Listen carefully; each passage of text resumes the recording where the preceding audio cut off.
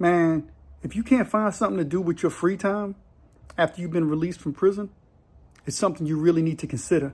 Because if not, you're going to find yourself in some circumstances and some situations that you don't want to be in. So maybe you need to find a hobby. You know, there's different types of hobbies. You were in the pen, and when you was in the pen, you was doing woodworking. You worked in a leather shop, or maybe you weightlifted. Maybe you did something like part of the book club, or you was part of the, the AA and NA Anonymous, right? And you did that. Maybe you was part of a what's the thing where they do the speaking?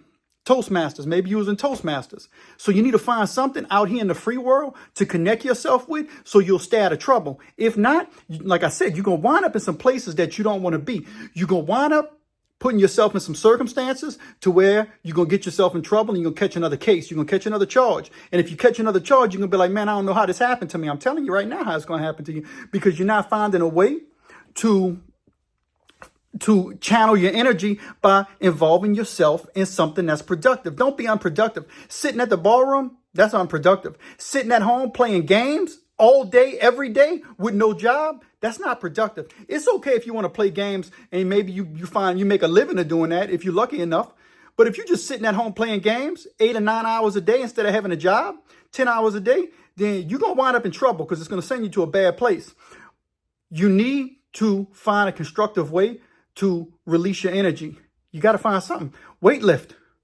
I know people who came home from prison and they're still involved in a lot of physical activities like sports, golfing, whatever it is, volleyball. Find something that you like. For me, I collect comic books and toys.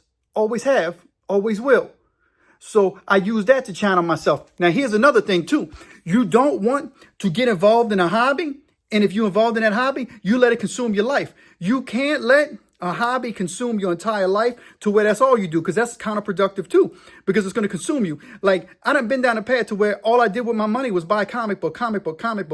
That is not a good place to be. You're wasting your money. You need to be smart and wise with it. Listen, most of my comic books made me money.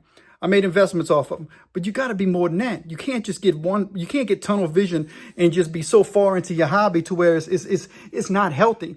You ever seen some of these dudes who collect comic books and toys? Listen, I do it. I go to the toys and comic convention, and I meet with some of these dudes. Some of them look rough.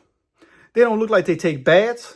They don't look like they do anything productive. Some of them honestly look like they might have them charges on them. And, that's just passing judgment by reading the book by face value. That's not saying that that's what they do, but that's the way they look. They look kind of creepy. But you got to find something to do with your time. If not, you're going to get back in trouble. Find something productive to do with your time. Find something to get involved in that's going to make your life better, but don't become obsessed by it. You got to have a balance to stay free. I go to church. I didn't want to go to church. I didn't want nothing to do with church. But by marrying my wife, it was important to her. And let me tell you something. If you getting married and you came home from prison, or you lucky enough to come home and you have a woman who stuck with you, you better stand by her side because she stood by your side. And you know what? If she wants to go to church, man, you better get on board and start liking church. It's a two-way street, man. It can't just be all about you. Don't be selfish. When you come out and you find a wife and that's important to her, then I had to get involved with church because it was important to my wife. I wasn't going to let her go by herself. So I went with her. You got to find other things to do with your time. You can't just be thinking negative stuff. And don't let the wrong people influence you neither. You need to be wise. Staying free as a convict and as an ex-felon, staying free and staying productive and making something out of your life is possible. But it takes hard work and effort. And you can't complain about everything too. Quit blaming the system and blaming the man. Blame yourself. Hopefully you did that while you was in prison. And if you're still sitting in prison, you blaming people, you're probably going to fail anyway. You're a chump, a punk. Change yourself. You get mad all you want. I'm free. There are people who are still locked up. If they got a chance, they would love to have another chance. Some dudes are in and out, doing life sentence on the installment plan. One minor felony after the next. They can't never stay home. Dope fiends. Don't be like that. Change your life. And you know what? While you're at it, give me a like and subscribe to The Pen and the Shank where we talk real. You want real Southern crime and Southern incarceration? The Pen and the Shank is where it's at. And not just that, I'm going to give you creative videos and creative writings to explain prison. I'm going to do stuff different than everybody else. Go check out my other videos. Prison nicknames, we got it. I recall stories that people told me, and I put them to a backdrop and tell them raw. unfiltered. Check them out. Give me a like and subscribe. Pen in the shank. Let's get it.